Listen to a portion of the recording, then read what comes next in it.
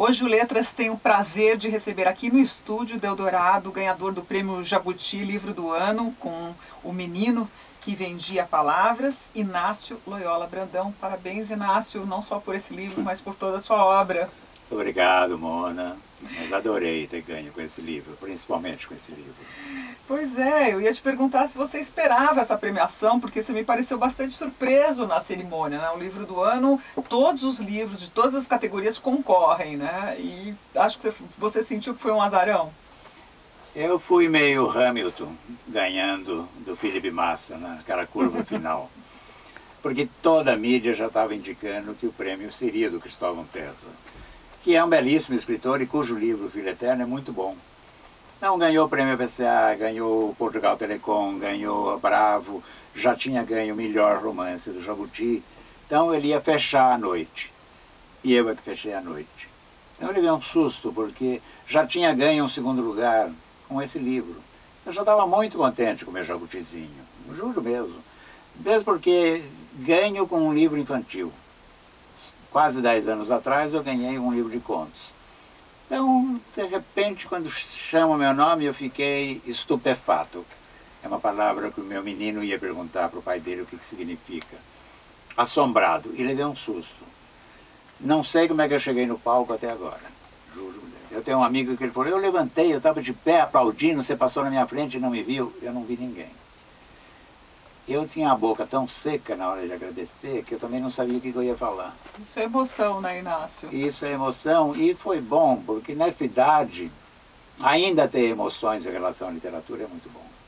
Então, e eu tenho que contar aqui para o ouvinte, porque eu estava lá na cerimônia do Jabuti, a coisa mais linda que você falou, que você dedicava esse livro às suas duas professoras, Ruth e Lourdes, com quem você tinha o privilégio de conviver, porque elas estão com 90 anos. Ele contou uma historinha super bonitinha, dizendo que as professoras ganharam uma caixa lá em Araraquara com mais dos 30 livros, são 31 que você já escreveu, 31. Né, Inácio? Não demos os 31, mas elas ganharam. E elas se perguntaram, nós ainda vamos ter que ler mais um livro do menino? O menino ainda escreveu mais um livro? Eu achei isso tão bonito, Inácio. Então eu queria que você aproveitasse e contasse um pouco mais desse livro que você dedica também ao seu pai, né? E é um livro infantil. São três, na verdade são três grandes personagens desse livro. O menino, ou quatro. As duas professoras e o meu pai.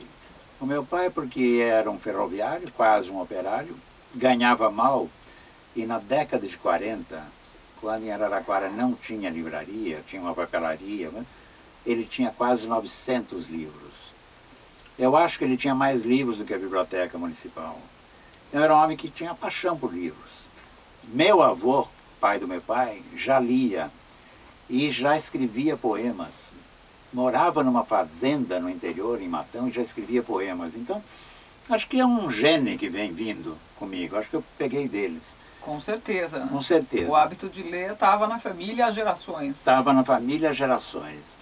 Agora, aí, de repente, eu tenho duas professoras, a Lourdes primeiro e a Ruth Seinini em seguida. O irmão da Ruth estava presente. E eu olhava para ele e ele chorava quando eu falava na Ruth. Recentemente eu fui ao aniversário da Ruth em Araraquara, porque em Araraquara a gente se conhece, todo mundo se vê. Bom, aí, essa mulher que nos obrigava a estudar sinônimos, que nos dava lista de sinônimos, essa mulher foi a grande incentivadora, porque eu tenho vocabulário por causa dela.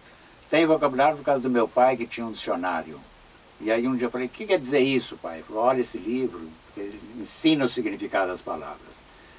Então eu sabia palavras. Quando a professora dava o trabalho, vários chegavam e diziam, ah, Inácio, lá me chamam de Inácio, faz para mim.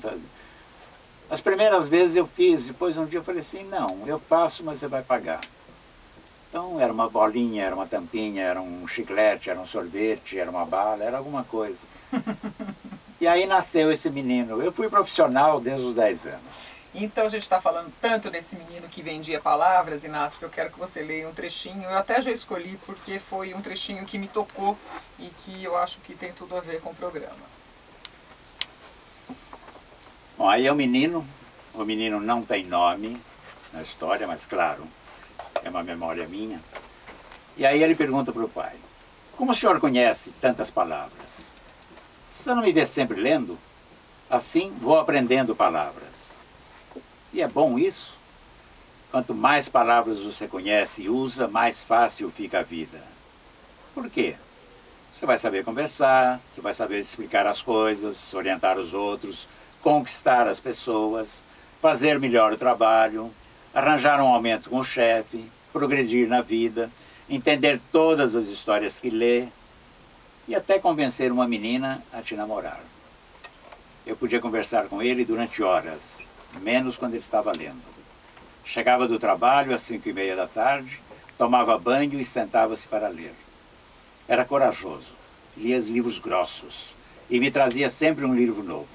Me deu todos do Monteiro Lobato e a coleção inteira de os mais belos contos de fadas do mundo.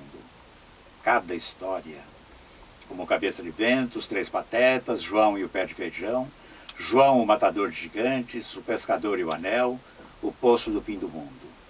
Eu lia e ficava admirado com os contos de fadas. E como eles estão cheios de maldades, crueldades e todo tipo de coisas ruins. Em O Pescador e o Anel, um rico barão, com toda a calma, joga uma criança em um rio, para que ela se afogue, apenas porque um bruxo disse que a menina pobre se casaria um dia com o filho do barão.